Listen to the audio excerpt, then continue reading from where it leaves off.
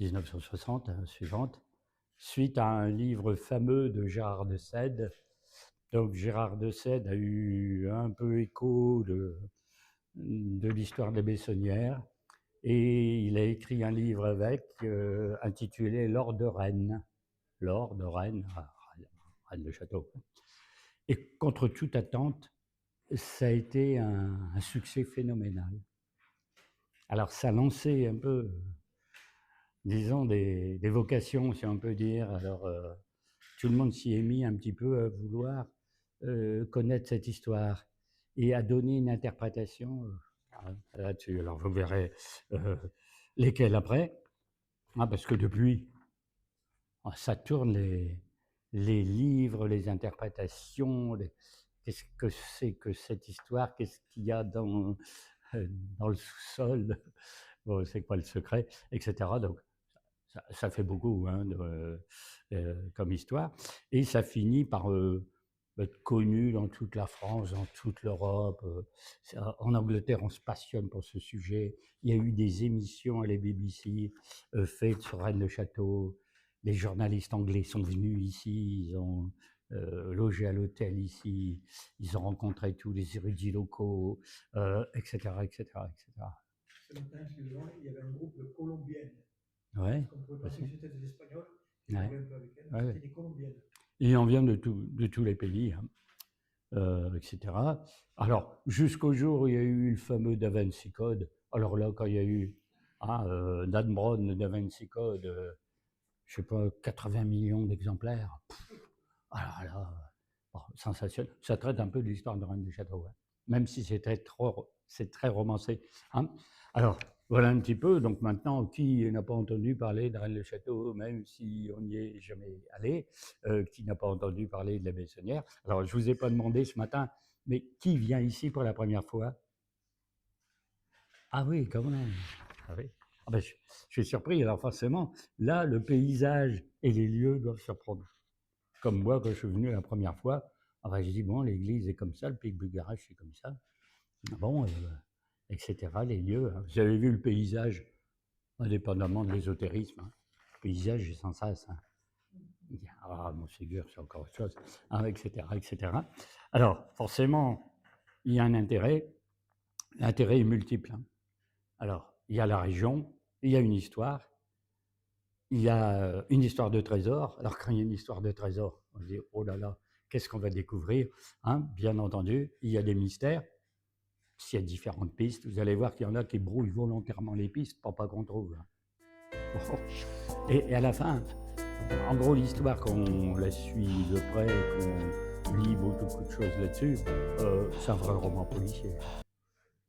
Parce qu'il y a même des gens qui sont exécutés dans l'histoire. Hein. Il y a des gens qui passent sur la trappe, on ne sait pas pourquoi. Il y a des gens dont on n'entend plus jamais parler après une thèse qu'ils ont écrite, etc., etc. Alors, c'est une histoire à rebondissement. Ce qu'on va dire, ça démarre alors de Gérard de Sède, qui a connu une histoire de la Bessonnière qui est fin du 19e siècle, en gros 1885-1917, mais entre les deux, il n'y a pas eu grand-chose. L'histoire dans les années 60, 70, voilà, jusqu'à aujourd'hui. Bon, mais l'histoire, forcément, vu ce qui est secret dans la région, ça remonte à l'Antiquité et peut-être au Néolithique. Bon, puisque vous avez participé à la visite, ce qui est un avantage par rapport à d'autres. Vous avez vu, il y a dans des vitrines ce qu'on a trouvé dans la région, des silex, des poteries. Il y en a qui trouvent des œufs de dinosaures, il y en a qui trouvent des fossiles de n'importe quel âge, etc. Donc on se dit, tiens, la région, elle est occupée quand même depuis très très très longtemps. Hein, et il y a eu tout un tas de sortes de peuples qui ont vécu par ici. Jusqu'à des peuples un peu plus connus que les autres, qui ont laissé une trace dans l'histoire. Donc il y a une histoire des Gallo-Romains par ici, des Celtes, des tribus celtes qui sont par ici, des Gaulois, des Romains. Ils aimaient bien les sources thermales. Donc à Rennes-les-Bains, tout ce qu'on appelle les thermes a été mis en valeur par les Romains, hein, etc., etc., etc. Donc c'est une histoire qu'on appelle à tiroir C'est-à-dire que quand vous vous êtes passionné par cette histoire, vous dites, tiens, allez, vous avez commencé par lire le livre de Gérard de Sède. Vous dites, tiens, une histoire de trésor, lequel, comment, qu'est-ce qu'il a fait, cette abbé Saunière, etc. Vous en lisez un deuxième, pas dire. Puis un moment, vous allez vous retrouver en Normandie. Vous allez vous retrouver avec des Templiers. Vous allez vous retrouver en Lorraine. Vous allez vous retrouver à Saint-Sulpice à Paris. Vous allez vous retrouver dans les gorges du Verdon. Vous allez retrouver ceci, cela. Vous allez avoir une histoire avec des Templiers, des Rose-Croix, des francs-maçons, des nazis, des ceci, des cela, et même dernièrement, on en a parlé ce matin, des extraterrestres. Et vous allez dire, mais comment s'y retrouver là-dedans? Tout est interconnecté. Il y a une partie fausse, une partie vraie. Tout est mélangé. Personne ne s'y retrouve. Aujourd'hui, on ne se retrouve pas une caisse. D'accord? Alors, vous allez dire, oui, mais c'est un peu difficile à avoir un aperçu réel de ce que peut être cette histoire avec ce que je viens de dire. Bon, alors, quand même, il faut savoir qu'il y en a qui savent ce que c'est. On va dire, mais il y a bien un secret, au moins un secret. Est-ce que ce secret est un trésor? Je ne sais pas, mais il y a quelque chose. Pourquoi? Parce que depuis des siècles, on ne s'embêterait pas à coder ce que c'est s'il n'y avait rien. On ne voit pas un fou qui passerait son temps à faire un système de codage, comme l'abbé qui a codé son église, l'abbé Boudet qui a codé son livre, X, Y qui a codé on ne sait pas quelle chose en dessinant son rocher, machin, pour dire, vous savez, c'était pour passer le temps le dimanche. Quand vous avez les peintres Nicolas Poussin, Ténier, Delacroix qui peignent sur le sujet, quand vous avez des écrivains qui disent j'ai écrit un roman, mais dedans, il y a l'histoire de Reine de Château, vous dites soit ils veulent vendre du papier, ça fait beaucoup, soit il y a un truc réel. Sauf que par rapport à ce truc réel, on brode à l'infini des tas de choses. Et comme disent certains, c'est sûrement pour vendre du papier. Il doit y avoir presque 1000 livres écrits depuis Gérard de Sède sur l'histoire de Reine de Château. Donc forcément, on n'a pas fini. Hein. Alors, pour faire simple, je ne veux pas faire trop long, hein, parce qu'on en a déjà parlé un peu dans la journée, un peu ce matin, on peut en reparler demain. Parce que si on raconte toute l'histoire de A à Z, avec l'avis de chacun des participants, c'est 6 heures de conférence. Donc on va pas faire ça. Je suis abrégé pour quand même qu'on finisse pas trop tard. Hein. Alors, ça commence, normalement, vous allez voir que ce n'est pas l'origine de l'affaire. C'est l'origine de l'affaire relativement récente. C'est en gros l'histoire de l'abbé Saunière. Hein. Donc vous avez un abbé Saunière, Béranger Saunière. Il y a déjà un nom très particulier qui fait penser à Saunier, comme l'on le Saunier, et Saumur, c'est le sel. Il y a une fantastique rivière ici qui s'appelle la Salse. Et source de la Salse, je dis, c'est déjà bien parti, le sel est l'un des 3 éléments principaux de l'alchimie. Vous dites, bon, c'est déjà un petit peu... Vous savez, il y a le mercure, le soufre, le sel. L'alchimie, vous dites, bon, c'est déjà quelque chose. Hein. Ben, cette fameuse Salse, c'est une rivière salée parce qu'elle prend sa source dans la montagne où il y a une nappe de sel, etc. etc. Hein. Alors, pour résumer l'histoire de l'abbé Saunière, c'est déjà un roman en soi. Donc c'est un prêtre, il est né dans une famille assez aisée, pas loin d'ici, Montazel. Bon, il y a un père qui est régisseur des terres du seigneur local et maire de la commune de Montazel. Il a plusieurs enfants. Le fils aîné, c'est l'abbé Saunière. L'abbé Saunière, enfin pas abbé de l'époque, hein, Béranger, veut devenir prêtre et suit des études, petit séminaire, grand séminaire, etc. Il est considéré comme un très brillant élève. On détecte tout de suite l'érudit, le gars vachement intelligent, etc., etc. Et donc, on le promet dans la région Carcassonne, etc., un brillant avenir. Et donc, qu'est-ce qui arrive à un prêtre qui a fait le petit séminaire, le grand séminaire, qui a la prêtrise et qui demande un poste, parce qu'on va demander un poste de curé pour desservir une paroisse, eh bien, il va être nommé à Reine de Château. Alors, il a fait une autre paroisse avant, je ne sais plus trop laquelle, petite, il ne va pas rester longtemps, puis enfin, Reine de Château. Quand vous voyez les lieux, puisque vous avez vu les lieux, et imaginez les lieux en 1885, La route que vous avez montée goudronnée n'existait pas. C'était un chemin de terre. Il n'y avait pas, bien sûr, toutes les installations modernes sur la route qui arrivent jusque Cuisat. Bon, en gros, en clair, c'est un coin perdu. Mais vous avez vu ce petit village. Il y a 4 rues hein, sur la colline, bon, etc. Combien il pouvait avoir d'habitants à l'époque? 150.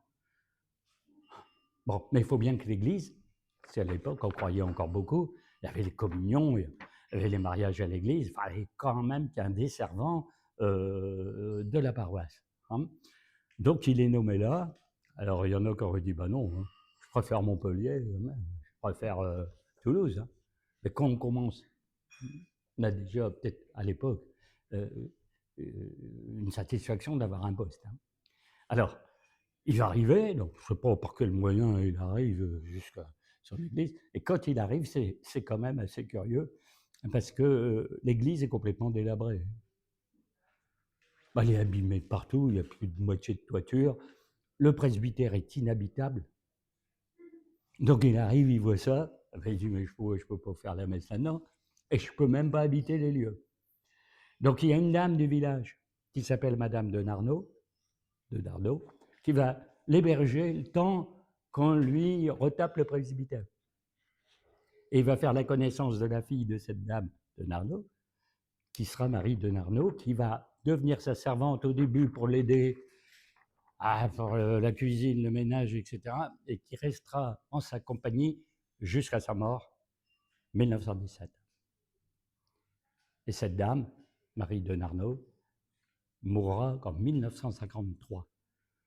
Parce que quand l'abbé Saunière arrive à Rennes-le-Château, il a 33 ans, et la jeune fille doit en avoir 16-17.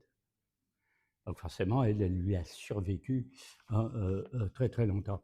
Donc il arrive, il est très embêté, forcément, parce qu'il n'y a pas de lieu. Très bien. Il va demander un secours à l'évêché pour dire il faut retaper l'église. Le prêtre précédent qui est décédé, il a laissé une certaine somme d'argent, c'est ses économies, c'est comment dire, les dons des paroissiens, pour dire on va faire quelques travaux avec.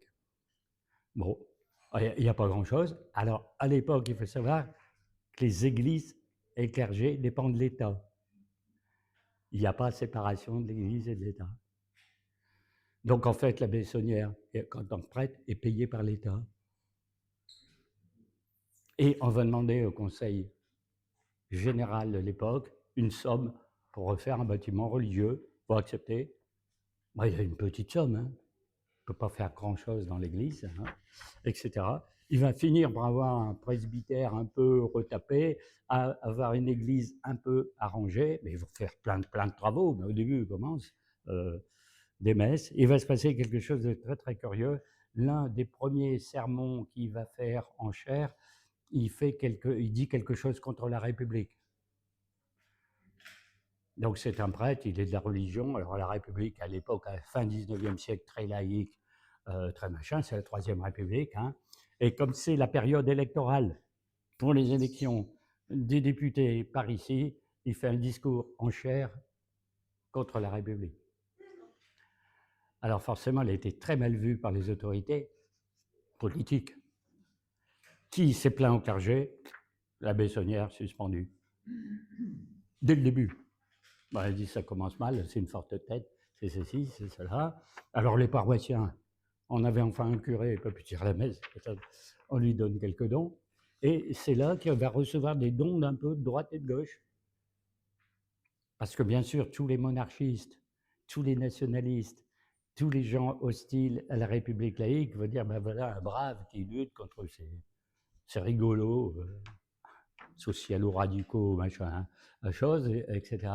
Et c'est là que la comtesse de Chambord va lui faire un don de 3000 francs de l'époque. Alors, on va dire, quel cadeau, mais avec ça, ça commence à faire de partout un peu de magot pour lancer les premiers travaux. Ah, il ne va pas faire ses premiers travaux avec un trésor, une montagne d'or comme ça, pour les faire. Hein. C'est des choses un peu régulières. Hein. Alors, cette charmante comtesse de Chambord, bon, est quasiment la dernière descendante des prétendants au royaume de France, hein, etc. C'est en gros, elle est de la famille régnante si on rétablissait la monarchie en France. Et elle a été très, très séduite par le fait que l'abbé ait dit quelque chose contre la République laïque, évidemment. Bien sûr, hein, vous voyez. Alors, avec cet argent, il va dire, bah, je vais rénover, il faut refaire une toiture, il faut refaire ceci, refaire le dallage. Bon, il faut un peu sonder les lieux. Dire en gros, qu'est-ce qui est branlant, qu'est-ce qui risque de s'effondrer, qu'est-ce qui est ceci, qu'est-ce qui est cela. Et c'est là qu'il se passe un peu des choses curieuses. Il va fouiller un peu dans son église. Et il y a une charmante dame, encore une madame de Narbonne, qui va vouloir lui offrir un nouvel hôtel.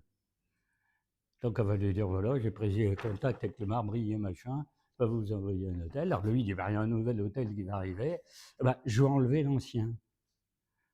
Donc il enlève le dessus de l'ancien, il y a des piliers en dessous, et qu'est-ce qu'il voit dans un pilier? Il y a un creux dans le pilier, vous l'avez vu ce matin, un creux dans le pilier, en carré à peu près de cette taille-là, et il y a 3 tubes en bois dedans, et dans les tubes en bois, il y a des rouleaux de parchemin. Donc il les déplie, il regarde, il est surpris, hein. Il ne s'attendait pas du tout à ça, entre guillemets. C'est vrai qu'il y a d'autres interprétations dans l'histoire officielle. Il est complètement surpris par cette trouvaille. Alors, il regarde, c'est en langage inconnu. Si c'est du latin, brillant élève du séminaire connaît le latin. Pas du tout. Oh, c'est un truc quasiment incompréhensible. Bon, un petit peu embêté. Ensuite, il agite comme ça les montants de la chair. Paf, il y a un balustre qui se détache. Il est au musée aussi, vous l'avez vu. Et dedans, il y a un autre parchemin. Donc, il va avoir un grand parchemin.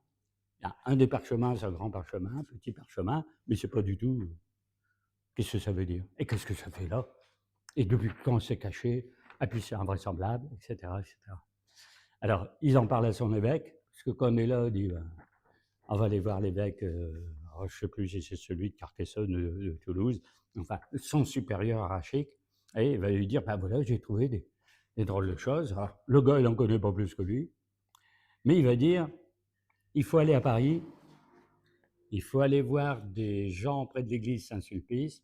Près de l'église Saint-Sulpice, il y a un collège de, je ne sais pas quel érudit, spécialiste des choses. Ils vont vous décrypter ça tout de suite. C'est des spécialistes de la paléographie, des écritures anciennes. Ils connaissent l'araméen, l'hébreu, toutes les langues de toutes sortes. Et vous lui donnez n'importe quel manuscrit, ils vont vous décoder le truc. Alors lui, il y va. Je suppose qu'il a pris le train à l'époque, hein. Donc il va là-bas, il rencontre ces gens. Donc le fameux séminaire de Saint-Sulpice où ils sont les experts dans les écritures et les manuscrits anciens, à patati patata. Alors comme on lui dit, ben, écoutez, on va regarder ce que vous avez trouvé, on vous dira après. Il en profite pour aller au Louvre, il en profite pour visiter un peu Paris. Il va sans doute visiter Saint-Sulpice, qui existe déjà, qui est d'une église aussi surprenante que celle qui apparaît ici, hein. Bon, il y a des choses, il y a les tableaux de la Croix dedans, puis après une autre chose. Et au Louvre, il va passer par la boutique, il y a une boutique, le magasin du Louvre, comme aujourd'hui, il y a une librairie, avec les cartes postales et puis les livres. Et il va demander la reproduction de 2 tableaux. Les bergers d'Arcadie de Nicolas Poussin. Donc le tableau est au musée du Louvre, en papier, en votre, et un tableau très peu connu de Ténier, un peintre qui s'appelle Ténier, hein. Donc c'est sans doute les experts de Saint-Sulpice qui ont dit étudier ces 2 gravures. Alors après, on se perd un peu dans la suite. Est-ce qu'il est revenu à Rennes-le-Château avec les traductions? Voilà, c'est ça. Donc, voilà le secret de vos messages. Et sur place, bah, qu'est-ce qu'il peut faire avec ça? Bon, c'est un petit peu curieux, mais sans rendre les parchemins en question. Donc quand on a dit à la Bessonnière, bah, vos parchemins, là, bah, ils sont où? Ils sont quoi? Ah ben, ils ne me les ont pas rendus. Ah bon? Bah, il n'en avait pas besoin, puisque lui ne savait pas les lire. Bon, déjà, on se dit, c'est un petit peu curieux comme histoire. Et dans les explications qu'ils ont données, eh bien, il y avait un immense secret à découvrir, quelque chose. Sur place, il fallait chercher, en gros, quelque chose. Le contenu des messages, on l'a quand même, parce que lui, on lui a dit ce que c'était, il a plus la preuve papier, mais on sait ce que c'est. Alors, je vais vous lire, vous allez être surpris. Donc, sur le petit parchemin, la traduction donne la phrase suivante: à Dagobert II, roi et à Sion, et ce trésor, et il est la mort. Et dans le grand parchemin, bergère, pas de tentation, que Poussin éteignait, garde la clé, Pax 681, par la croix et le cheval de Dieu, j'achève ce démon de gardien, à midi, pomme bleue. Et vous dites, c'est ça la traduction des parchemins trouvés, vous vous rendez compte qu'il se passe quelque chose d'extraordinaire? L'énigme est pire. Ah ben oui, vous dites, je fouille une église, je trouve des parchemins, ils ne sont pas décryptables, des experts les décryptent, ils me donnent la traduction, puis la traduction c'est ça. Et qu'est-ce que je fais avec ça? Est-ce qu'on sait en quelle langue ils étaient?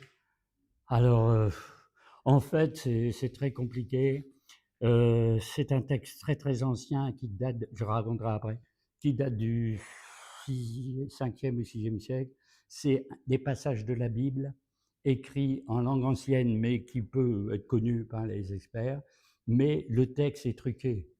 C'est-à-dire, dans le texte, il y a eu des mélanges de mots, des choses comme ça. Donc, l'expert a vu tout de suite ce que c'était comme texte. Mais un texte, il ne court jamais les rues, personne ne connaît. Un fragment d'un texte biblique ancien, ça s'appelle le Codex Bezae, c'est très très peu connu, etc., etc. Toujours avec ces éléments-là, on voit quelque temps après, on ne sait pas tout, tout ce qui a été dit, etc. L'abbé fouillait partout, fouiller dans le cimetière, se balader dans la campagne, revenir avec des hottes sur le dos, des chargements de je ne sais pas quoi, passer dans les souterrains. Bon, visiblement, il y a quelque chose qu'il cherche. Et il y a sans doute dans les messages et dans quelque chose qui lui a été donné, l'idée d'aller voir certaines tombes dans le cimetière. Et dans le cimetière, il y a une tombe, c'est la tombe de Marie de Nègre d'Albe, Marie de Nègre d'Albe de Hautpoul, dernière comtesse de Hautpoul, maîtresse de Rennes le Château, jusqu'à sa disparition en 1781, c'est-à-dire avant la Révolution. Alors la dalle, bon, on en a déjà parlé. Alors la dalle, la tombe, il y a une stèle verticale, une dalle horizontale. Il y a des textes dessus. Bon, on en a parlé. Sigy, noble dame, Marie d'Hautpoul de Blanchefort, âgée de 67 ans, décédée le 17 janvier. Voilà, c'est 1681. 1681. Et alors, curieusement, vous avez des choses un petit peu célèbres dans l'histoire, toujours un 17 janvier, parce que cette dame est décédée un 17 janvier. On ne sait pas si c'est vrai ou pas. C'est pour coder la tombe. Et l'année écrite en chiffres romains. Pourquoi pas mettre l'année du calendrier chrétien, mais l'écrire, voilà, M pour 1000, D pour 100, etc., X pour 10, comme c'est les chiffres romains correspondant aux lettres. On veut sûrement indiquer quelque chose. Et alors, dans le musée, il y a la reproduction de la dalle. Et ce qui est surprenant, c'est qu'il y a des lettres décalées. Les mots sont coupés où il ne faut pas dans la disposition. Bon, il y a plusieurs lettres qui reviennent et drôlement placées, vous voyez. On s'aperçoit que les T, par exemple, ils sont bizarrement faits. Alors, je sais que de loin, vous ne voyez pas, mais je vous montre quand même l'allure de la dalle en question. Et quand on joint certaines lettres, on va avoir des lignes comme ça, on va avoir une géométrie dans l'écriture. Et si on pousse encore avec d'autres lettres d'autres sortes, vous allez avoir, vous voyez, des triangles avec des médiatrices enchaînées les uns les autres. En fait, il y a un cadre géométrique dans l'inscription. Et si on se dit, mais alors si sur la pointe, si sur les angles, si à tel endroit, ça correspond à un village dans le paysage, vous avez un quadrillage géographique, non pas par rapport au texte, mais sur le terrain. Et on se dit, ben voilà pourquoi Bessonnière, en fonction de ça, il court à droite, il court à gauche, il court au centre, il court un peu partout, en fonction de choses comme ça. Hein. Alors vous allez dire, c'est bizarre, parce que dans un cimetière, quand on code une tombe, c'est pas courant. Et n'importe qui va déposer des fleurs dans le cimetière, un drôle de truc ici. Hein. Bon, alors, de où ça vient cette histoire? C'est là qu'on s'aperçoit qu'avant la Bessonnière, il s'est passé plein d'autres choses. Parce que c'est un abbé de Rennes-le-Château d'avant qui a codé la tombe. Alors, cet abbé s'appelle l'abbé Bigou. Pendant la Révolution, il a dû se sauver s'il faisait partie des prêtres réfractaires. Donc, il risquait sa tête. Il a voulu se sauver en Espagne. Il est parti. Hein. Et il est mort, je crois, à Collioure, hein, 1794, etc. Hein. Et alors, d'où vient l'idée de coder ça? En gros, il y a eu l'idée de coder un message concernant un immense secret de la région du Razès, donc de Rennes-le-Château, avant de partir ou avant de mourir. Et d'où viendrait ce secret? Il viendrait de la confession de la fameuse Marie Nègre d'Albe. À un moment, elle a fait venir son curé et en même temps son confesseur. D'écouter avant de mourir, je vais vous révéler quelque chose d'absolument extraordinaire. Il y a un secret ici. Alors lui, il est là, oui. La confession, l'extrême-onction, machin. Elle lui raconte le truc. Type, il a fallu rendre l'âme lui-même. Un secret inimaginable, un secret immense. Et elle lui a dit, alors on n'y était pas, hein. Elle a dû lui dire, il faudrait transmettre ce message à d'autres. Mais pas comme ça, il y a un truc là, il y a un truc là. Il faudrait arranger un petit peu les choses. Et lui, il a eu l'idée d'un codage. Donc, il code cette tombe. Hein. La Bessonnière trouve cette tombe, trouve des parchemins. On code aussi les parchemins, on code un peu tout. En disant, mais quand est-ce que ça va être retrouvé? Quand est-ce que quelqu'un va comprendre le message? On n'en sait rien. Toujours est-il qu'un jour ça arrive. Il y a quelqu'un qui tombe dessus. Alors, est-ce qu'il est branché sur les choses? Est-ce qu'il en profite pour le chiffonner, le mettre à la poubelle, etc. Bon, c'est là qu'un deuxième mystère commence. La Bessonnière, on peut dire qu'est-ce que c'est que ces broutilles, qu'est-ce que c'est que ces machins, cette tombe, etc. Bon, mais visiblement, il comprend que c'est un message codé. Et lui, il a dû comprendre qu'est-ce que c'était. Et il a eu une drôle d'idée. Oh, ou drôle ou pas drôle, hein. Mais il a voulu effacer les inscriptions sur la tombe. Pour pas que d'autres découvrent le même codage, quitte, pour la perpétuation du secret, la recoder, refaire un codage, etc. Et puis sans doute, il y a eu l'idée qu'il y avait peut-être des indications de même genre ailleurs dans le cimetière, commencer à retourner les tombes. Sauf qu'il y a des gens du village qui se sont aperçus que le curé, à la tombée de la nuit, ou des lobes, il faisait des drôles de choses dans le cimetière. Dépôt de plainte officielle pour viol de sépulture par le curé du village lui-même. Mantieux à l'évêché, à la mairie, bon, au département. Alors déjà, Luluberlu, qui avait critiqué la République, déjà, un gars pas tellement maniable d'un peu vu caractère, bon, encore cette histoire-là, à dur. Hein. Bon. Donc, c'est extraordinaire. Alors, je vous passe le résultat de toutes ces recherches pendant des années, jusqu'au jour où il aurait trouvé quelque chose. Et quand il a trouvé quelque chose, eh bien, il va totalement refaire l'église. Il va commander toutes les statues, tous les vitraux que vous avez vus. Il va tout repeindre, tout refaire. Et il va lancer la construction de la Villa Betania.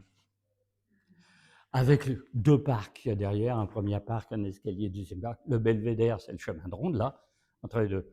La serre, voilà la tour vitrée, la tour Magdala, néo-gothique avec ses créneaux, etc., etc. Quelque chose d'immense qui occupe un tiers du village. Et il voulait, à la fin de sa vie, encore racheter des terrains, faire des nouveaux travaux, encore agrandir. Alors, forcément, tout le monde dans le village s'est dit, c'est pas possible, le Corée a trouvé un trésor. À l'évêché, dans la région, on s'est dit, il y a des drôles de choses à Rennes-le-Château. Comme en plus, lui, il ne se cachait pas d'avoir une fortune, mais il ne savait pas où. Hein. Il invitait le préfet, il invitait le député, il invitait Madame Emma Calvé, la cantatrice de Paris. Tous ces gens-là venaient, il y avait son salon, là, il recevait les bouteilles de vin hors de prix, les repas gigantesques à Marie de Darnaud faisant le service, et tout ce qui s'ensuit. Bon, monsieur l'abbé Saunière tenait une de ces tables, mais alors quelque chose de phénoménal.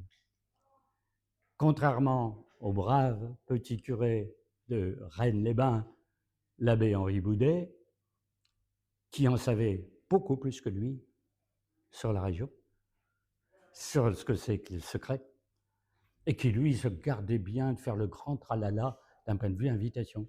Mais de temps en temps, devait bien recevoir un personnage important. Alors une fois, c'est une, or très simple, hein, pas du tout de décoration, de faste. Et alors le gars, dans ses mémoires, il dit, j'ai été invité chez l'abbé Boudet, personne n'y est jamais allé. C'était relativement bon ce que j'ai mangé, mais je me suis aperçu d'une chose extraordinaire. Le plat qui contenait le poisson et les couverts était en argent massif. Alors je dis, comment l'abbé de Rennes-les-Bains, vous voyez, lui qui ne payait pas de mine, qui n'a pas fait construire une villa bétanière, ça, visiblement, avait une fortune. Alors on s'est dit, mais c'est sa famille. Pas vraiment d'ascendance familiale très riche. Donc, au fur et à mesure, a couru l'idée que l'abbé et les abbés, et puis d'autres abbés d'autres villes, qui étaient tous dans la confidence, avaient découvert un trésor. C'est pour ça que le fameux Gérard de Sède appelait l'abbé Saunière le curé au milliard des francs de l'époque. Voilà. Donc, lors de Rennes, où l'étrange vie de l'abbé Saunière, curé de Rennes-le-Château, etc., etc. Forcément, l'évêché l'a su. On s'est dit, qu'est-ce que c'est que ce tralala? Qu'est-ce que c'est cette ville à Béthagnols? Comme entre deux, ça a changé d'évêque. Le nouvel évêque n'a pas vu ce personnage-là aussi bien que le précédent. Et donc, on l'a accusé de plein de choses. Par exemple, de trafic de messe. Alors, qu'est-ce que c'est que le trafic de messe? C'est de recevoir de l'argent pour dire une messe pour des défunts. Alors, on vous dit, ben voilà, monsieur l'abbé, voulez-vous à la messe dimanche, voilà, faire une prière pour mon mari décédé, tant, mon oncle, ma tante, les trucs. Mais il a reçu de toute l'Europe des demandes. Donc, pour recevoir de toute l'Europe, il fallait faire des demandes, de la pub. Qui aurait pensé envoyer une demande de messe à un abbé de Rennes-le-Château dans les années 1880-90?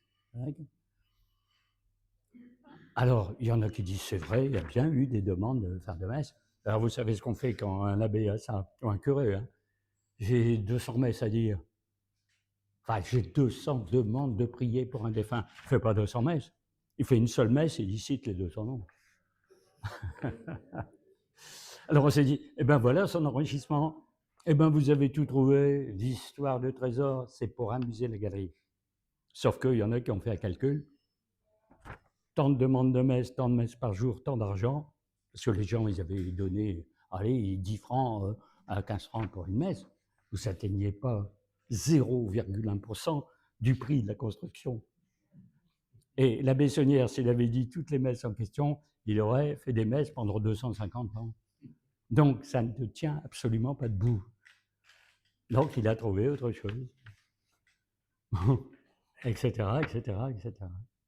Donc, vous voyez, c'est très, très curieux comme histoire. Donc, à partir de 1891 et à 97, il fait tous ces bâtiments, toutes ces constructions.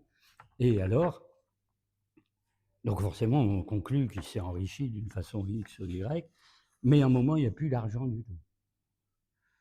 À un moment, il y a un cours d'argent, on voit qu'à la banque, ric-rac. Alors on se dit, tiens, c'est curieux, puis après ça reprend, il refait des travaux, il fait ceci, puis à la fin, il voulait racheter des terrains tout autour pour agrandir le domaine, faire installer l'eau pour chaque maison dans le village, faire ceci, et une somme qui aurait correspondu à des dizaines de millions d'aujourd'hui, d'euros. On s'est dit, là, il y a une manne absolument incroyable, bien entendu. Hein. Alors forcément, vous allez poser une question, bah, en gros, d'où vient l'argent? Il y a des fonds. Hein. Est-ce que les fonds, c'est vraiment d'une caisse de pièces d'or qu'elle est retrouvée? Ou des trésors beaucoup plus gigantesques? En fait, on pense qu'il était payé pour quelque chose. Donc, il faisait quelque chose, peut-être des commandes de recherche archéologiques, des fouilles, etc., pour quel secret découvrir, tant d'argent. Puis à un moment, on disait, ben écoutez, vous en donnez assez, ça suffit, puis vous n'avez rien trouvé ce mois-ci, puis on reversait quelque chose, et tout le temps comme ça. Donc, tous les biens qu'il a acquis, il y avait une gigantesque bibliothèque, il y avait du mobilier, il y avait une cave renommée, il y avait ceci, il y avait son domaine, il a tout mis au nom de sa servante Marie de Narnaud. Donc quand il est mort, on s'est dit, on va fouiller les biens, le testament de la Bessonnière, tout était à sa servante. Donc il avait prévu un peu, ou tout donné avant, etc. Alors, il s'est passé quelque chose, c'est que cette dame n'a soudain plus rien eu non plus. Bon, elle a dû vendre le domaine de la Bessonnière en viager, c'est-à-dire quelqu'un l'a racheté en la laissant dedans jusqu'à sa mort, jusqu'en 1953. Hein, donc elle était dans les murs, mais en ayant vendu la fameuse Villa Betania, etc., tout en se plaignant d'avoir pas grand-chose pour vivre. Et tout le monde lui disait, parce qu'on n'a pas vu qu'elle avait un train de vie du grand tralala. Il dit, mais qu'est-ce que vous avez fait de l'argent de monsieur l'abbé? Elle avait l'air de répondre toujours, mais quel argent? Alors, vous voyez que les mystères ne sont pas ceux qu'on croit dans l'histoire officielle. Il y a un truc, hein, quelque part. Donc il y a une richesse immense, sinon on ne paye pas les constructeurs, les maçons, les sculpteurs, tout ce qui s'ensuit. On ne distribue pas l'argent à droite et à gauche, on ne fait pas des repas, je ne sais pas combien de milliers de francs du temps des francs, etc. etc. Mais en gros, c'est quoi et ça vient d'où? Alors, l'une des premières thèses, c'est que c'est un groupe secret qui visiblement cherchait quelque chose dans la région, qui sont arrangés pour que ce soit la Bessonnière qui soit nommée à Rennes-le-Château. En disant, ben, c'est lui qui va faire les fouilles, il va chercher quelque chose, on va lui donner des messages. Alors, est-ce qu'il a fait ça tout seul? Eh bien non, parce qu'il y a un autre abbé qui s'appelle l'abbé Henri Boudet, mais alors lui, un érudit phénoménal pour l'époque, connaissant plein de langues anciennes, tout en histoire, toute la géographie de la région, etc. etc. Hein, l'abbé Henri Boudet, donc de Rennes-les-Bains, qui a été quand même plus de 40 ans curé à Rennes-les-Bains. À l'époque, 40 ans de curé, pas mal. Bon, lui, il sortait toujours à droite, à gauche, il allait un peu partout, il connaissait par cœur toute la région, le moindre rocher, le moindre menhir. Et alors, il a eu l'idée d'écrire un livre qui s'appelle La langue celtique restituée ou le cromlech de Rennes-les-Bains. Alors, 100 exemplaires au début, hein. L'année 1886. Donc, il a fait un tirage limité d'un livre chez un éditeur très peu connu, avec un titre aussi surprenant. La vraie langue celtique, en 1886. Bon, et le cromlech de Rennes-les-Bains, alors qu'il n'y a pas de cromlech. Alors, il y a quand même des menhirs dans le paysage. Il y en a plusieurs, et des amas de pierre à un endroit, mais ça ne fait pas le cromlech de Stonehenge. D'accord? Mais il y a des pierres, si on suit un peu le tour, ça fait le tour quand même de Rennes-les-Bains, sur, selon comment on compte, 16 à 18 km, ce qui fait une moyenne de 17. D'accord? Il va même envoyer son livre à la reine d'Angleterre, Victoria de l'époque. En France, il n'est pas lu, il est considéré comme un rigolo qui a voulu s'amuser en écrivant un truc bidon. Mais il envoie son livre à la reine d'Angleterre qui a dû lui faire plaisir parce que la vraie langue d'origine serait la langue anglaise. On se dit, mais ça peut être une langue de l'Antiquité, des anciennes langues. Non, la langue anglaise d'aujourd'hui, to be, to do. Alors, quand on lit son livre, c'est un livre complètement codé. C'est-à-dire, il va raconter l'histoire des peuples de la région, les Volques, les Celtes, les machins, et ceci d'histoire, Carcassonne, voilà, la région, plein de géographie, la température des sources thermales, la hauteur de montagne. À tel pic, il fait 930 mètres, la source machine, 41 degrés, la patati patata. Voilà. Et concert unanime de la presse et de ce qu'on pourrait appeler les médias de l'époque, le curé complètement déliré, son livre est bidon, il s'est amusé. Sauf que quand on lit entre les lignes, on s'aperçoit que c'est codé en langue des oiseaux. C'est-à-dire c'est une façon de jouer avec les mots et avec l'étymologie des mots qui donne une traduction et qui est quelque chose. Bon, c'est trop compliqué à vous expliquer. Avec des exemples, ça prendrait pas mal de temps parce qu'il y a des lettres qui correspondent à des chiffres, qui correspondent à des lieux, qui correspondent à ceci, qui correspondent à cela. C'est trop compliqué. Il faudrait beaucoup plus d'heures pour refaire ça. Donc là aussi, il faut décoder quelque chose. Mais là, c'est de la littérature. L'abbé Saunière, lui, il code son église par les statues, les vitraux, etc. Et l'abbé Boudet code son livre. Mais il faut vraiment être très, très doué pour arriver à comprendre ce qu'il a voulu dire et qui devrait, en fait, si on trouvait, savoir une cache de quelque chose. Parce qu'à un moment, il met une carte, à un moment, il trace des lignes, etc. Il va dire, tiens, il y a le fameux méridien zéro qui est dans cette histoire, etc. Il faut chercher quelque chose en calculant des angles par rapport à une ligne qui s'appelle le méridien zéro, qui passe pas loin d'ici, qui passe à Saint-Sulpice, mais qui passe à Bourges, mais qui passe à Arques, qui passe ici, qui repasse les Pyrénées après. Donc on s'est dit, c'est très curieux. Il y a deux abbés un petit peu hors normes, hein, parce que pour la hiérarchie, c'est un petit peu hors normes, qui s'amusent à coder des choses par rapport à un secret qu'ils ont trouvé, mais quoi? Personne ne sait. Bon, alors, on en est là dans l'histoire, donc forcément, quelque part, on va se dire, ils ont trouvé un trésor. Mais pour négocier un trésor, c'est dur. Vous dites, allez, j'ai trouvé un coffre avec des milliers de pierres précieuses. Comment j'en tire des billets de banque pour faire construire un domaine? Alors là, on se perd dans des tas de ramifications de toutes sortes. Hein, on dit, alors, l'abbé Saunière a fait beaucoup de voyages à Lyon. On se demandait pourquoi il allait à Lyon. Il avait un compte en banque à Prague. Qu'est-ce que vous pouvez bien faire avec ça? Patati patata. Les gens qui recevaient, là, une cantatrice de Paris, un duc de Habsbourg qui passe, qui lui demande des renseignements sur sa vie, sur quelque chose de la région, truc là, etc. Donc on suppose, mais on n'a pas de preuve, hein, qu'en fait il y aura une société secrète derrière, dont les abbés seraient soit des membres, soit des gens qu'on utilise pour faire telle et telle chose. Et en coulisses, il y a vraiment des personnes qui connaissent un secret. Alors bon, dire c'est bien, mais nous qui sommes les lecteurs, les visiteurs des lieux, c'est toujours pas le cas. Ah oui.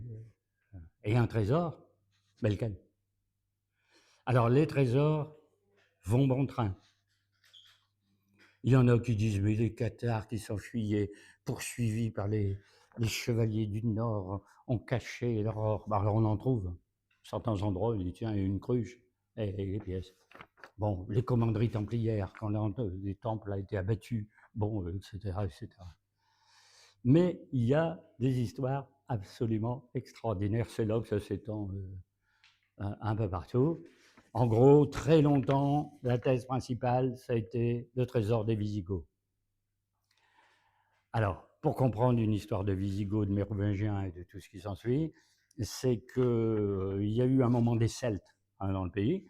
Il y avait des tribus celtes très importantes ici. La principale s'appelait les Volques-Tectosages. Et puis des Rhodones, qui sont raidés, c'est l'ancien nom de Rennes-le-Château. Les Volques-Tectosages sont très très célèbres parce qu'ils sont allés jusqu'à Delphes et ils ont pillé la région de Delphes. Et on dit qu'ils ont pillé le temple d'Apollon à Delphes, mais ils n'ont pas réussi à le prendre. Les Grecs se sont défendus comme ils pouvaient, mais ils ont pillé tout ce qu'ils pouvaient de temples, de lieux, de villes, tout autour, ramené un trésor considérable, justement, à Rédé, qui est l'ancienne Rennes-le-Château. Eh oui. Mais alors, bon, là, il y a des Celtes. Ensuite, la Gaule conquis par les Romains. Les Romains, eux, toutes ces histoires-là ne les passionnent pas. Eux, ce qui les intéresse, c'est la sécurité militaire, donc c'est les routes, donc c'est des fortins, donc c'est ceci, c'est cela. Il y avait une grande ville romaine, c'était Narbonne. Une ville romaine, Toulouse, une ville romaine, Bordeaux, les villes romaines en Espagne. On quadrille le terrain, mais on s'occupe surtout, quand on n'est pas en guerre, des stations thermales. Bon, d'où la fameuse Claudia Procula, qui est l'épouse de Ponce Pilate, viendra prendre les bains et boire l'eau de source thermale à Rennes-les-Bains. Alors, c'est encore une autre histoire. Qu'est-ce qu'elle fait là et qu'est-ce que Ponce Pilate fait là? Il est lié à Jésus, le riant, à Marie-Madeleine et tout ce qui s'ensuit. Hein. Et sa femme, Claudia Procula, elle connaissait Marie-Madeleine. Et quand elle a été au terme ici, elle a invité Marie-Madeleine, qui était à la Sainte-Baume, à venir la rejoindre. Et on a la preuve qu'elle est venue. C'est pour ça que l'église, peut-être, s'appelle Marie-Madeleine. Entre autres, vous voyez que toutes les histoires commencent à regrouper. Et quand... Ça, c'est une histoire de fou. Vous ne pouvez pas suivre une histoire pareille. Je sais pas. Et là-dessus, l'Empire romain chute, envahi par les barbares. Et qui arrive ici? Des Germains, c'est des Visigoths. Il y a des Ostrogoths qui déferlent sur l'Empire romain, partie orientale, c'est-à-dire les Balkans, le Moyen-Orient, la Grèce, etc. Et les Occidentaux, les Visigoths, c'est Goths de l'Occident, sur la Gaule, l'Espagne, etc., etc. Et ils fondent un royaume visigothique centré sur Toulouse. Hein. Donc, ils sont par ici. Hein, c'est Visigoths. Et alors, c'est dans le 3e, 4e, 5e siècle après Jésus-Christ, 4e, 5e siècle. Mais ces Visigoths, dont personne n'entend jamais parler, hein, en histoire. On dit les tribus barbares ont déferlé sur l'Empire romain et l'ont détruit. Il y avait des Francs, des Goths, des Vandales, des Allemands, des Burgondes, des Visigoths, en fait, sont installés en gros ce qui est aujourd'hui l'Aquitaine, l'Occitanie et l'Espagne. Donc c'est un immense royaume. Hein. Mais les autres, très très puissants, c'est les Francs de Clovis. Mais ces Visigoths, ils avaient fait une chose absolument extraordinaire. Avant de s'installer par ici, il y a un de leurs rois qui s'appelle Alaric, qui a pillé Rome. En l'an 410, les Visigoths attaquent Rome, prennent Rome et pillent tout le trésor du Capitole à Rome. Alors, ils n'ont pas assez de force pour s'implanter sur place et se replient en Occitanie de par ici. Alors que l'Empire romain s'est effondré en 476, ce pillage a lieu bien des années avant. Ils ont donc pillé tout ce qu'ils pouvaient piller à Rome. Les Romains ont entreposé sur un temple dans le Capitole tous les trésors qu'ils avaient pris dans tous les pays conquis, une fortune considérable. Il paraît qu'il y avait 150 chariots bourrés à mort de trésors de Rome. On s'est dit, mais c'est bien beau, mais ils les ont mis où? Eh bien, par ici, puisqu'ils se sont installés à Toulouse, c'est-à-dire finalement l'Occitanie. Ils sont revenus de Rome avec ça. Et dedans, il y a quoi? Il y a le trésor de Jérusalem. Alors apparemment, il n'y a pas de rapport entre un trésor pillé à Rome, ramené en Occitanie, et le trésor de Jérusalem. Ben si, parce que les Romains ont pris Jérusalem. Et quand ils ont pris Jérusalem en l'an 70 et qu'ils ont pillé le temple, eh bien, ils ont pris le chandelier en or, ils ont pris les tables où on mettait les offrandes en or, ils ont pris, alors peut-être les tuiles du temple en or qu'on voit là sur l'entrée de l'église de Rennes-le-Château, etc., etc. En fait, pillant le trésor des Romains, ils ont pillé le trésor que tous les Romains avaient pris ailleurs, y compris le chandelier d'or du temple de Jérusalem. Forcément, ça vaut une fortune. Forcément, c'est considérable et caché par ici. Donc, on se dit, on fait des ramifications, hein, sans preuve. On va se dire, si c'est ça le trésor, il y a une caverne avec toutes ces montagnes de biens pillés, mais il y a le chandelier d'or dedans. Si vous lisez Arsène Lupin, L'Aiguille creuse, c'est une histoire de chandelier d'or. Bon, etc. Alors, bon, on se dit, est-ce que c'est ça? Alors, si l'abbé Saunière trouve, imaginons, hein, je n'ai pas de preuve, hein, imaginons qu'elle ait trouvé le chandelier d'or du temple de Jérusalem. Qu'est-ce qu'il en fait? Vous ne pouvez pas vous balader dans la rue et le chandelier d'or. Hein. Bah, vous en parlez aux autorités. Vous dites, tiens, j'ai fait une trouvaille. Alors, imaginez, les Juifs, on a trouvé le chandelier d'or, mais c'est à nous. Il faut nous le rendre. Combien vous voulez? Le Vatican, oh non, il faut le garder pour nous. Il ne faut pas le vendre, gardez-le. On vous donne temps pour que vous ne disiez pas où il est. Et là, on comprend un petit peu pourquoi les rentrées d'argent sont pas régulières. Et l'abbé Saunière, qui était un petit peu futé, il aurait peut-être joué un peu avec tout le monde. Combien vous me donnez? Combien vous ceci? Je voudrais faire refaire ma toiture, je voudrais faire un parc. Elle veut me donner quoi? Puis je veux vous dire où c'est, puis peut-être qu'il ne le disait pas. Et puis d'autres aussi. Ce qui fait que d'autres qui n'ont pas voulu parler, ils ont été assassinés. L'abbé Gélis, par exemple, qui est curé de Custossa, il était découvert, complètement massacré, il est presque coupé en morceaux. Alors que les tiroirs étaient pleins d'argent et qu'on n'a rien volé. Alors, vous voyez, quand on est là, on commence à être très loin de l'histoire classique de l'abbé Saunière. Puis alors certains disent, oui, mais s'il y a une cache quelque part avec tout ça, bah, ça ne peut pas passer inaperçu. Vous avez qu'à descendre dans les souterrains, là, il y a des souterrains partout. Il y a des cachettes secrètes, bien entendu, parce qu'on ne les dépose pas comme ça sur le sol dans une grotte. Hein. On sophistique un peu le truc, on les mure, hein, etc., à condition d'indiquer que c'est bien dans telle grotte. Les Templiers faisaient mieux. Hein. Ils vidaient un lac, ils faisaient une construction, ils mettaient un trésor dedans, ils colmataient hermétiquement tout et refaisaient couler le lac par-dessus. Oui, avec un système de canalisation, de pompage, d'évacuation d'eau. C'est ce qu'ils ont fait dans la forêt d'Orient. Donc quand je dis qu'on fait ça pour trouver le trésor, ça va être dur. Hein. Il faut aller au fond d'un étang, il faut voir une construction, et puis c'est complètement fermé, donc comment on rentre dans ces circuits, des choses comme ça. Hein.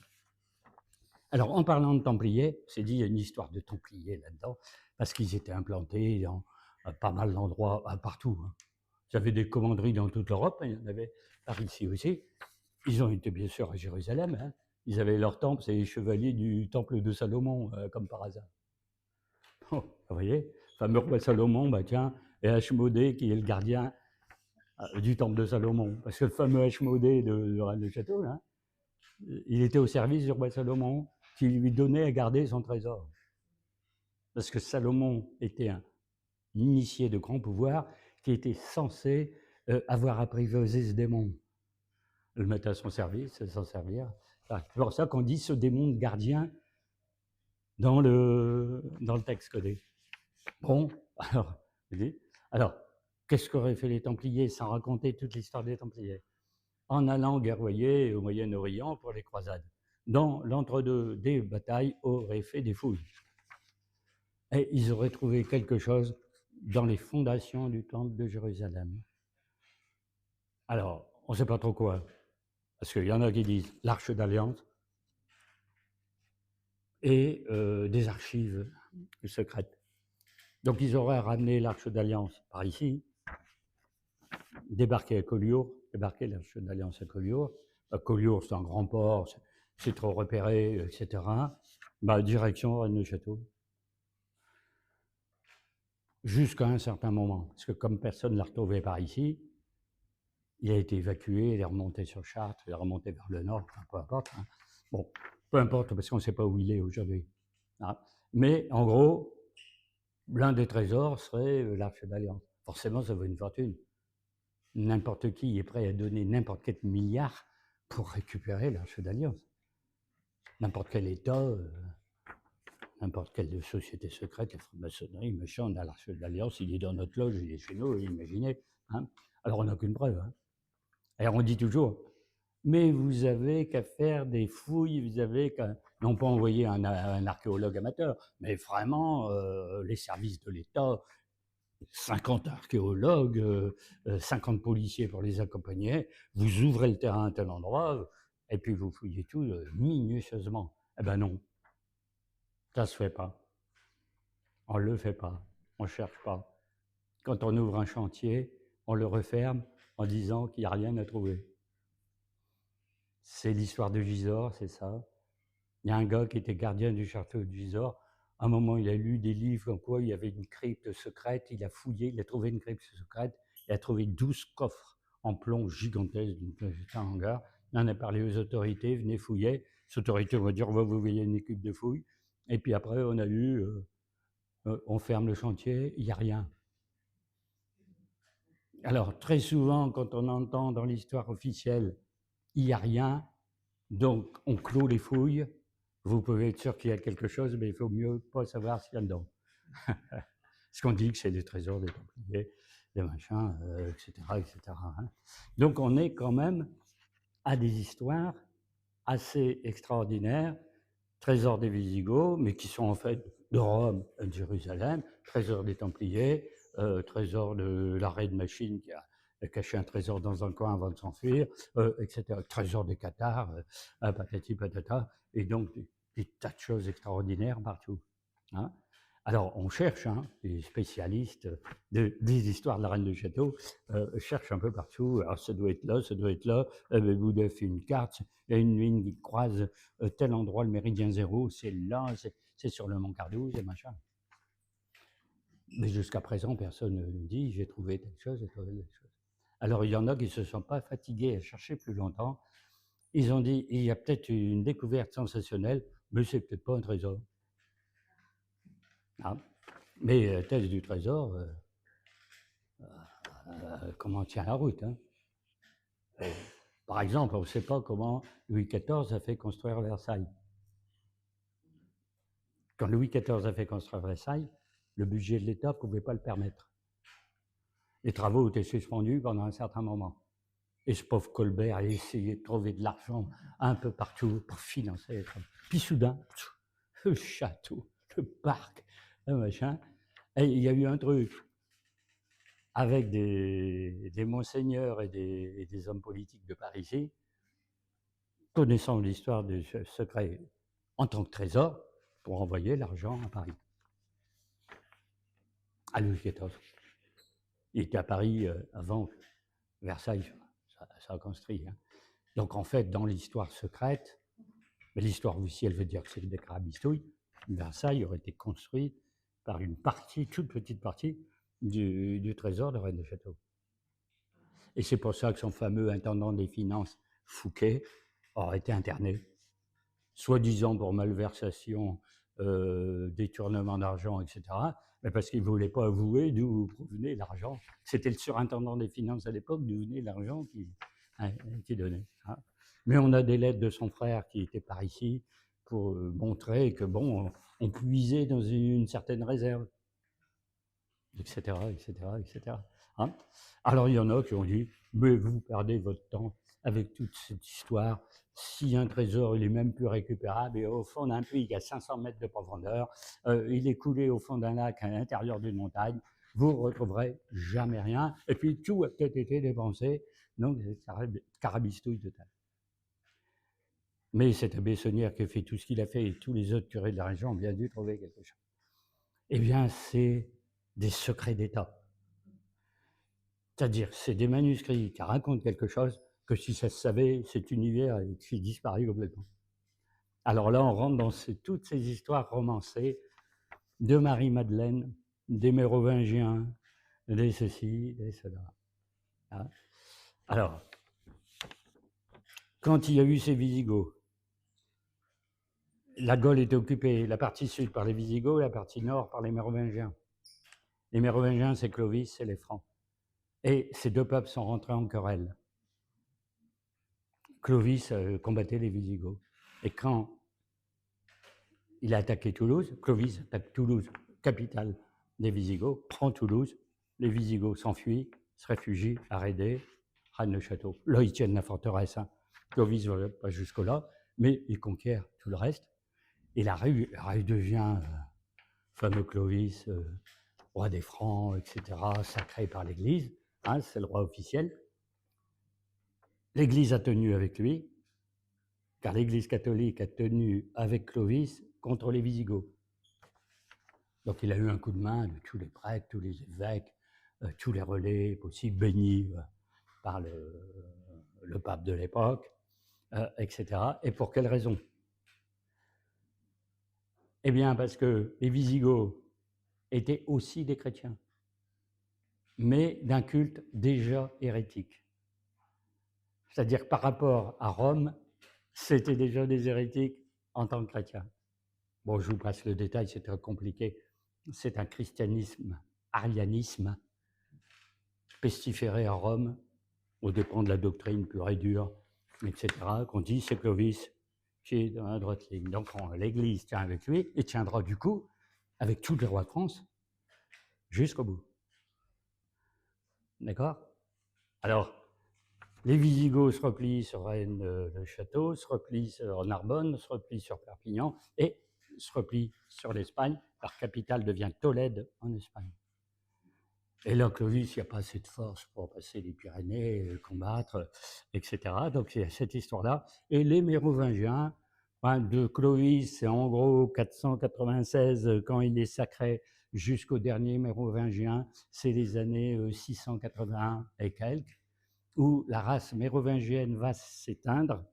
Ça sera remplacé par les fameux carolingiens après des magouilles de palais, et, enfin le renversement d'une dynastie par une autre. Et là, on raconte une nouvelle histoire sensationnelle. C'est que ces futurs carolingiens ont essayé d'éliminer, mais physiquement, le dernier roi mérovingien. Et c'est curieusement le Dagobert II, dont vous avez entendu parler tout à l'heure, dans le message. Il y a un Dagobert Ier que tout le monde connaît, c'est le roi Dagobert qui a mis sa culotte à l'envers, etc. Mais le Dagobert II, descendant de Clovis, à la fin, a été tué lors d'une partie de chasse. Partie de chasse, il s'est arrêté un moment au bord de l'eau, il a reçu un javelot dans l'eau, oui, dans la forêt de Wavre en Lorraine. C'est pour ça qu'on se retrouve en Lorraine dans l'histoire. Un peu comme Siegfried, quand il a reçu un javelot dans le dos, en s'abreuvant auprès du navire. Sauf que l'histoire là de ce mérovingien est vraie. C'est dans les textes historiques officiels, Dagobert II assassiné tel jour, etc.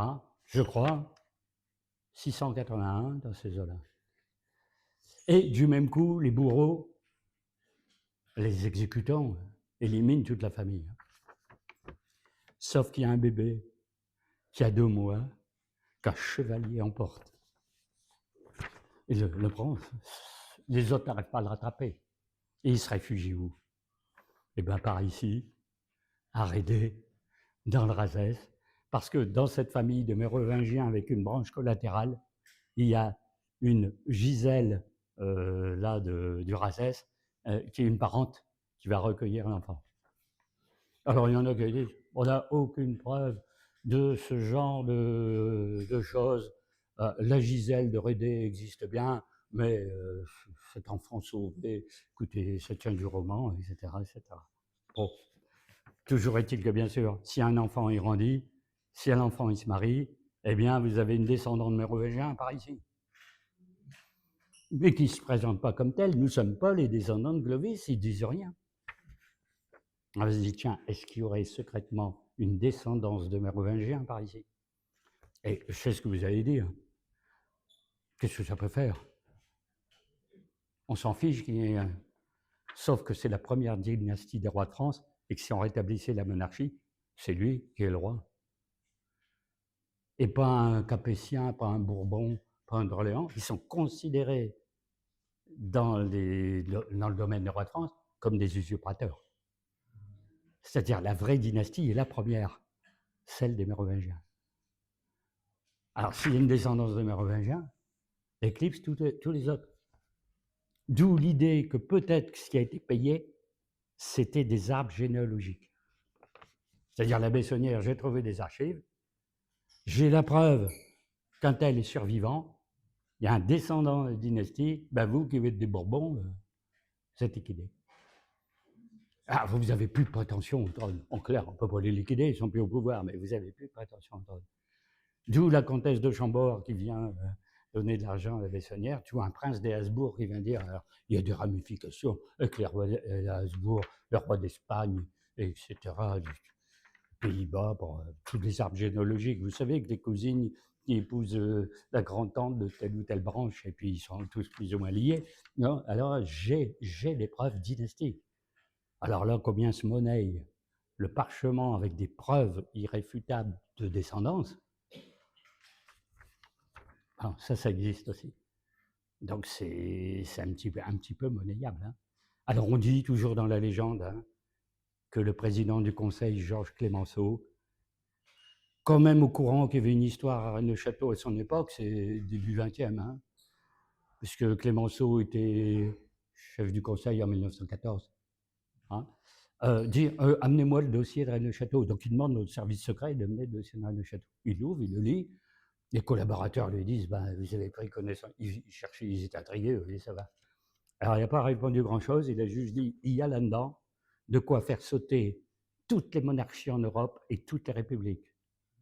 On dit qu'est-ce qu'il peut bien y avoir dans le dossier? Eh bien, il y a. Mais quoi? Le dossier a été remis dans un tiroir.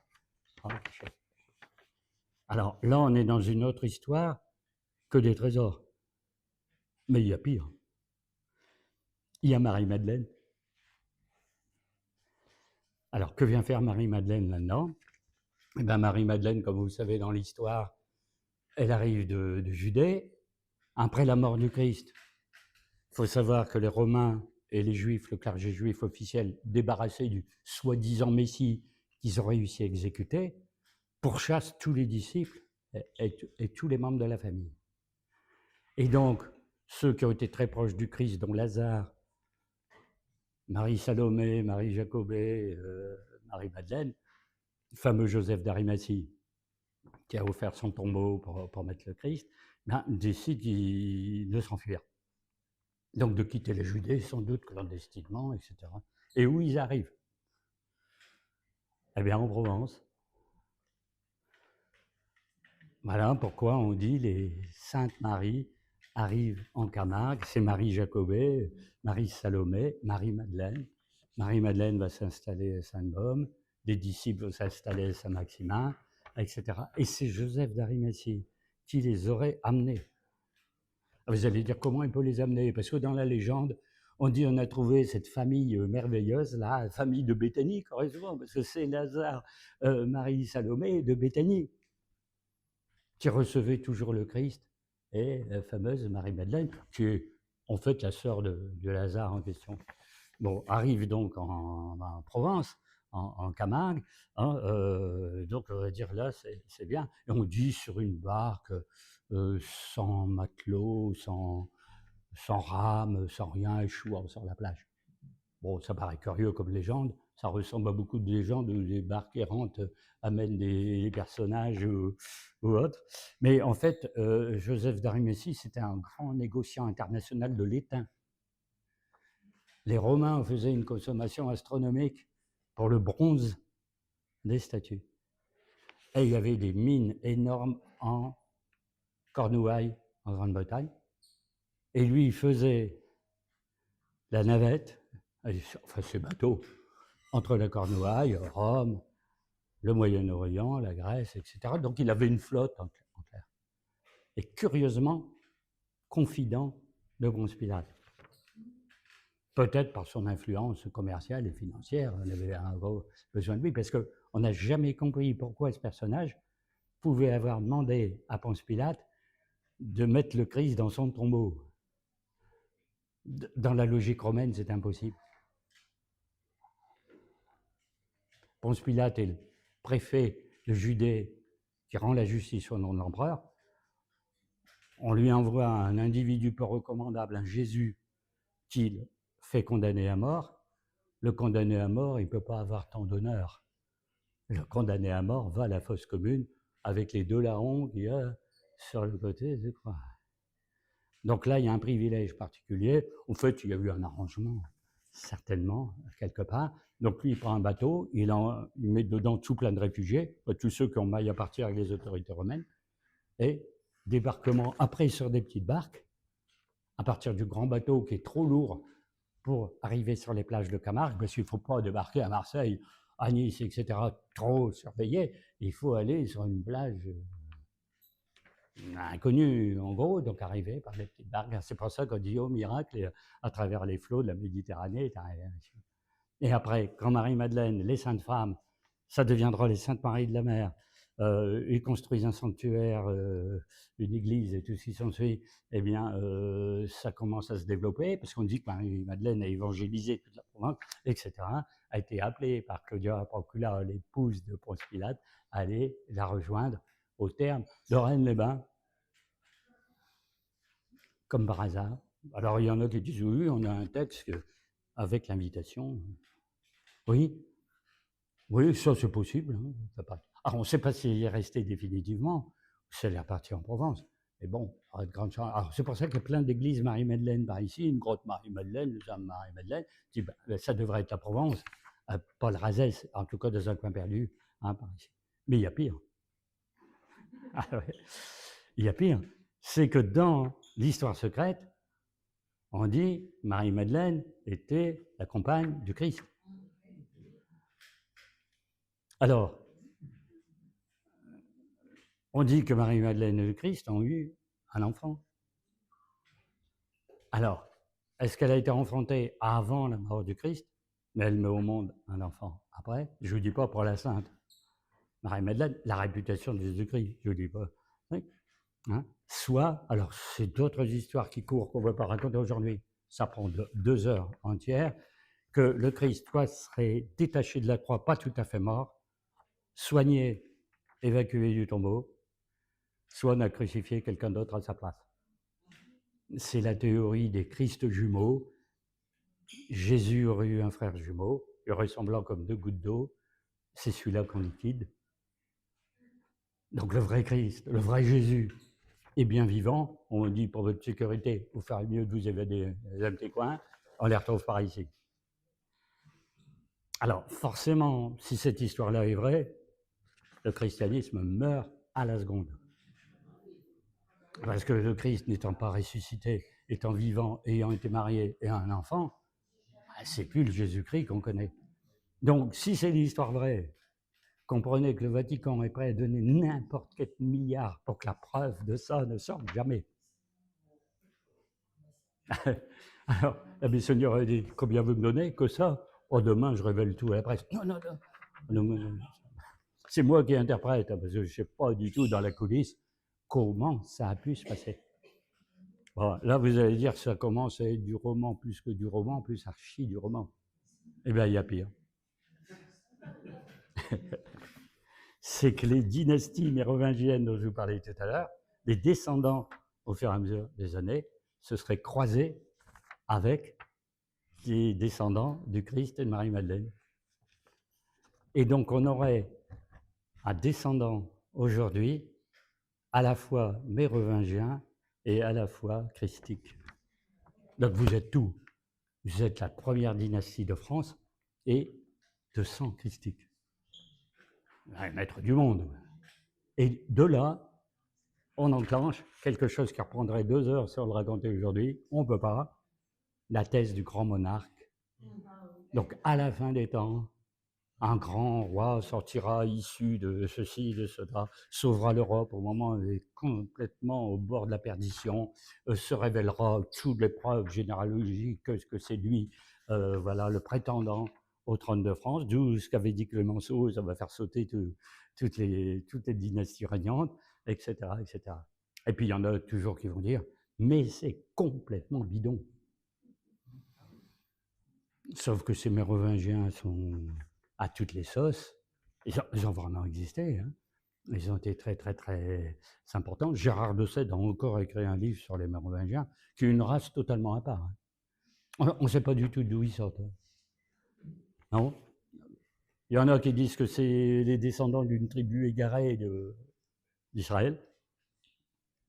Et il y en a qui disent que c'est des rescapés de la destruction de la ville de Troie par les Grecs dans l'histoire qu'on raconte dans l'Odyssée. En gros, c'est des issus de Troyens, errant en Europe centrale, arrivant en Belgique au niveau de Tournai, qu'on assimile à des Germains, mais qui ne sont pas du tout Germains, d'où en fait qu'après ils se sont battus avec. C'est-à-dire les Goths et les Mérovingiens s'entretuent, etc., etc., etc., etc. Donc, on va dire, on ne va jamais en finir avec une histoire pareille. Donc, on peut continuer comme ça, j'allais dire indéfiniment. Oui, on ne peut pas. On ne peut pas, parce que... Alors, quand même, quelque chose de très curieux, c'est qu'en plus de tout ça, donc imaginez, vous avez une société secrète qui sait ce que c'est,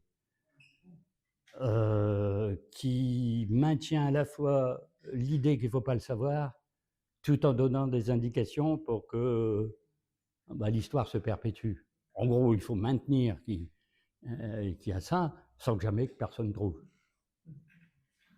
Donc il y aurait une sorte de guerre secrète.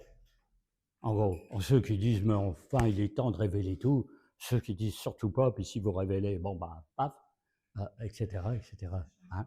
Alors, c'est là qu'intervient une histoire dont vous avez sûrement entendu parler, saugrenue, mais avec du vrai, c'est toujours vrai, il faut mélanger, hein. La fameuse histoire du prieuré de Sion. Alors, on dit, mais derrière, c'est pas des francs-maçons, c'est pas des Rose-Croix, c'est le prieuré de Sion. Ça magouille tout, c'est des descendants des illuminés de Bavière, ça tient du complot, tout ce qui s'ensuit, ils noyautent tout, ils font mousser histoire de ruiner le château, etc., etc. Bon, on ne sait pas trop dans cette histoire, on publie quelquefois la liste des grands maîtres du prieuré de Sion. Vous avez tout dedans, vous avez Victor Hugo, vous avez Jean Cocteau, vous avez, je ne sais pas qui, tout ça, un nombre de personnages considérables, hein, dont on n'a jamais aucune preuve. Hein. D'accord ? Jusqu'au jour où il y a eu ce fameux Pierre Plantard de Saint-Clair. Alors un jour, voilà qu'un personnage se révèle qui s'appelle Pierre Plantard. Déjà son nom, Plantard, ça veut dire plante ardente. Et plante ardente, c'est les Mérovingiens. Donc il dit, le gars, il se prétend descendant de cette famille de Mérovingiens. Donc vous dites, vous ne croyez pas aux Mérovingiens, leur descendance, mais c'est moi le descendant. Alors, bon. Alors il aurait fondé une association appelée Prieuré de Sion, où il aurait écrit des livres, envoyé en dépôt les livres à la Bibliothèque nationale, créé une association, Prieuré de Sion, 1956, etc. Donc là, on a des preuves de création réelle. Est-ce que c'est le vrai prieuré de Sion ? Donc là aussi, on dit que c'est complètement bidon. Il a travaillé avec un homme qui s'appelle le marquis de Cerizay. Marquis de Cerizay, bon, aussi un personnage qui était à la fois acteur, à la fois écrivain, à la fois aussi un petit peu un monde interlope aussi. Et ils ont mijoté des trucs là-dedans, ils ont déposé des dossiers, ils ont déposé des CC. Puis les experts, encore une fois, ils ont trouvé que c'était complètement bidon, que les dossiers étaient truqués, composés de toutes pièces. Et puis après, d'autres experts ont dit, mais non, il y a du vrai là-dedans, ça c'est vrai, ça s'est arrangé, mais bon, un truc pour noyer le poisson. Donc la thèse de ce Plantard, c'est que la thèse des Mérovingiens est vraie, qu'il y a donc un survivant de Mérovingien aujourd'hui. Alors lui, il se mettait dans la sauce parce qu'il se disait, c'est moi. On a dit, mais si c'est vous, alors vous prenez le pouvoir quand ? Alors là, raplapla, etc. Parce que c'est pas tout de dire je prends le pouvoir, mais prenez le pouvoir comment, avec qui ? Donc on s'est dit, alors c'est peut-être plus ou moins bidon. Après, il y en a qui disent, on l'a connu, mais il était vachement intelligent, mais il était ceci, il était cela, patati, patata. Bon, on n'a pas trop d'écho là-dessus, hein. Parce que la thèse de base, c'est toujours, les Mérovingiens se sont éteints avec Dagobert II, tout le reste, c'est des inventions. Mais si vous prenez Godefroy Bouillon, qui est le commandant en chef de la croisade, qui prend Jérusalem en 1099, et donc devenu roi de Jérusalem en étant duc de Lorraine. Eh bien, c'est un authentique descendant de Mérovingiens.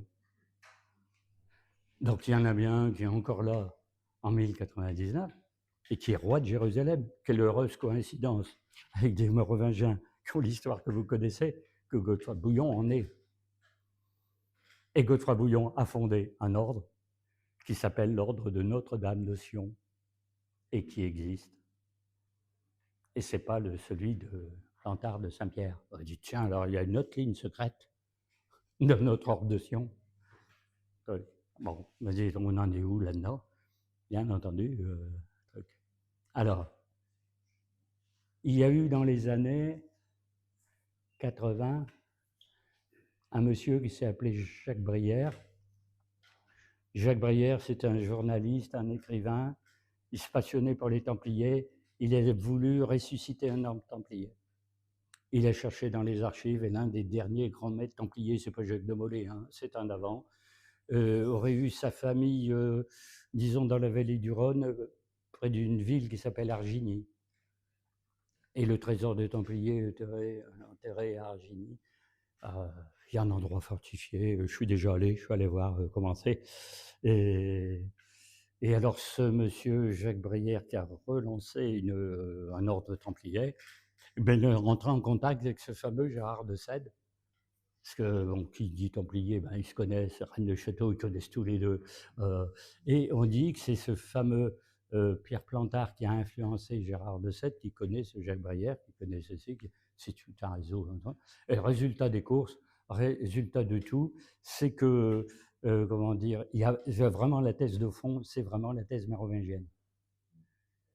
C'est-à-dire, en gros, Prieuré de Sion, le vrai, le faux, l'ancien, le nouveau, et tous ces personnages visaient secrètement une chose, le rétablissement de la monarchie. En gros, c'était des monarchistes dans leurs idées. Et donc, sous certains gouvernements, ils attendent que ça s'effondre. Des régimes en place pour dire la seule solution, c'est le roi. Oui, mais vous n'avez pas de roi. Si, c'est un tel, on a l'arbre généalogique, il sort. Et se manifeste. Alors, il y a quelque chose qui a foiré quand même. Pourquoi ce personnage, Pierre Plantard, s'est dit c'est moi? Après, il avouait que c'était pas lui, qui était roi de France. Il dit, alors, c'est qui? Il n'y a pas. Donc, on sent qu'il y a des choses qui sont bizarroïdes. Hein. Mais alors, tout concorde. C'est pour ça qu'aujourd'hui, on me dirait quel est l'immense secret de Rennes le Château? Ce serait un secret, en fait, dynastique. Quand je vous raconterai l'histoire de Qatar, il y a eu des survivants du siège de Montségur. Blanche de Castille voulait à tout prix récupérer un document. C'est un arbre généalogique. Donc, forcément, toutes les dynasties tremblent de la tête aux pieds d'avoir un authentique document qui montre qu'ils sont tous des usurpateurs et qu'ils passent tous à la trappe. Ils n'ont plus beaucoup de pouvoir. Hein. La reine du Danemark, le machin, le roi d'Espagne, le truc. Mais bon, le peu qui reste d'aristocratie, mais qui croient toujours qu'il y aura le rétablissement de la monarchie, ils sont favorables à ce genre de truc. Alors, comme il y en a qui veulent ça, puis d'autres qui ne veulent pas, et puis d'autres qui brouillent les cartes, tout est comme ça. Donc, on n'en sent pas une histoire de ce genre. Bon. Voilà un petit peu comment on peut faire le tour d'une question aussi invraisemblable. Entre autres, hein. Entre autres. Hein. Les extraterrestres, maintenant.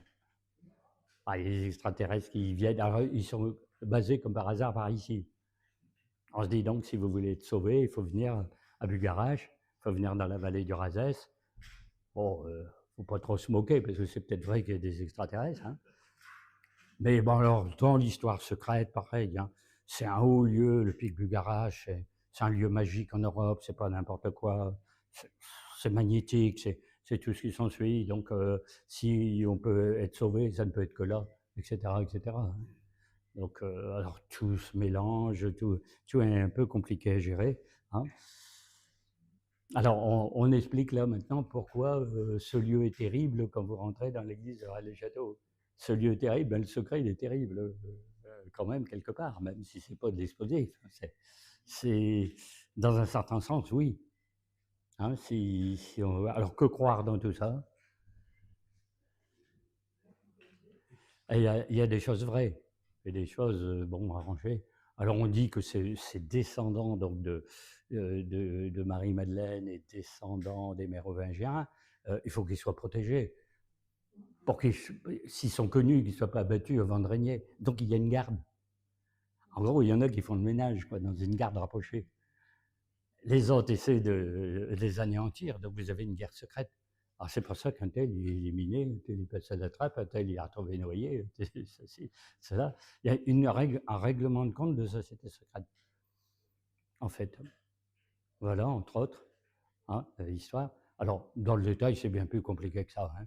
Quand on dit, ben, l'histoire a commencé avec l'abbé Saunière, mais il y a eu un codage fait par l'abbé Bigoud bien avant, mais comment ça se fait qu'au XVIIe siècle, Nicolas Poussin, dans le tableau Les bergers d'Arcadie, a codé Rennes-le-Château? Donc lui, il devait savoir l'histoire. On est au XVIIe siècle. Bon, le peintre de la Croix, si vous allez à Saint-Sulpice, ben justement, c'est Saint-Sulpice. Le peintre de la Croix a fait 2 tableaux, alors de loin, vous ne voyez pas, hein. Voilà, Jacob, justement, qui se bat avec l'ange. Voilà, et là, Héliodore, chassé du temple, c'est le temple de Jérusalem, hein. Si vous allez donc à Paris, à Saint-Sulpice, vous rentrez sur la droite après la porte, vous avez une chapelle qui s'appelle Chapelle des Saints-Anges, Saints-Anges. Vous avez sur le plafond Saint-Michel qui terrasse le dragon, et vous avez 2 immenses peintures murales, plusieurs mètres carrés. C'est ces 2 tableaux-là de la Croix. Et quand vous avez les tableaux comme ça, vous voyez, il y a un arbre dans le milieu. Voilà, le tableau va jusque-là, hein, c'est ce tableau ici. Vous avez un arbre dans le milieu. Le tronc d'arbre coupe le tableau exactement en 2, c'est le méridien zéro. Ah oui. Et ici, vous avez le temple de Jérusalem, un grec, Héliodore, qui a voulu piller le temple de Jérusalem avant les Romains. Donc il rentre dans le temple avec ses soldats, veut piller le temple. Il y a un ange à cheval qui intervient et qui terrasse cet Héliodore. Donc le temple, il ne sera pas pillé, on voit tous les pierreries à terre, les urnes pleines d'or, etc. Alors vous pourrez regarder si vous voulez après l'image, mais se reproduit partout, hein. Tous les personnages ont les genoux droits dénudés. Et comme il y a 5 personnages aux genoux dénudés, vous avez 5 genoux. Et ces 5 genoux, dont la fête est le 17 janvier. Et le méridien zéro est surnommé la Roselyne, qui en jeu de mots fait Roselyne. Roselyne, sa fête le 17 janvier. Et le phénomène lumineux des pommes bleues dans l'église de Rennes-le-Château a lieu le 17 janvier. Et la dame de Haute-Poule est morte un 17 janvier. Et Nicolas Flamel a mis au point la pierre philosophale un 17 janvier. Si ce n'est pas 17, c'est 22. Alors 22, il y a 22 dents, la tête de mort, c'est le cimetière de Château, 22 créneaux, 22 marches à l'escalier, 22 ceci, 22 cela. Mais Sainte-Marie-Madeleine, sa fête, c'est le 22 juillet. Donc c'est un 22, un 22-7, vous voyez.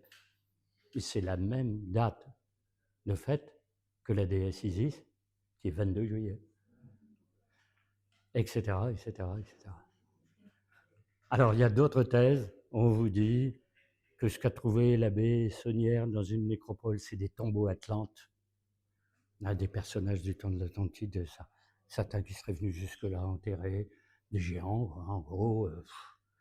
D'autres, c'est des personnages X. Mais le fond des choses, très souvent, c'est des histoires de tombeaux.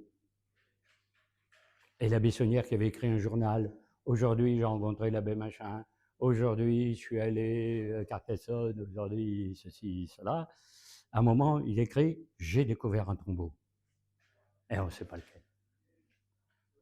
Alors ça a été bon train, mais quel tombeau a-t-il pu trouver, hein? Alors tout y passe. Hein.